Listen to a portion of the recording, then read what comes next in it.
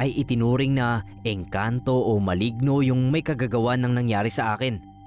Bale kasi parang tumalon ako ng 3 araw habang naglalakad pa uwi. Grade 4 ako noon.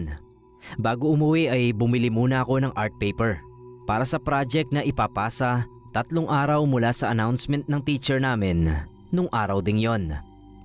Kulay pula, asul, pink at violet pa yung art paper na binili ko. Hindi ko makakalimutan yon, Sir Neb, dahil tumatak talaga sa isipan ko ang pangyayaring ito. Nasa loob lang ng clear envelope ko yung mga yon. Nabitbit ko habang naglalakad pa uwi. Hindi ko na namalayan kung gaano ako katagal naglalakad dahil nakita ko na lang na nasa bahay na ako. Binaba ko lang yung mga gamit ko at nagpalit ng damit. Pagkatapos ay nanood ako ng TV. Sinaway agad ako ng nanay ko at tinanong kung wala raw ba akong assignment. Bakit daw hindi ko muna gawin yon? Doon ko naalala yung project namin kaya binuksan ko agad yung clear envelope para magsimulang gumawa noon.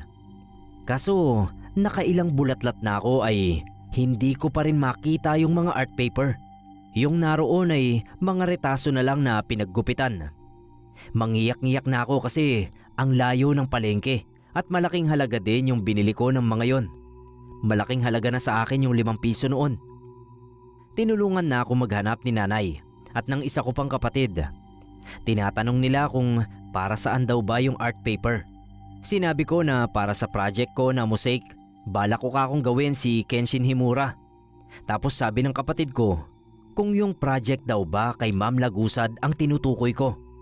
Nagulat pa nga ako kasi alam niya.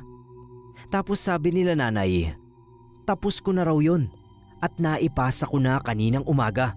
Ginawan pa nga raw ni tatay ng frame na kawayan at nilagyan ng plastic cover dahil maganda raw ang pagkakagawa ko. Naguluhan ako, Sir Neb. Iniisip ko kung papanong nangyari yun. Kaka-announce lang ni Ma'am Lagusad noong araw na yon. Pero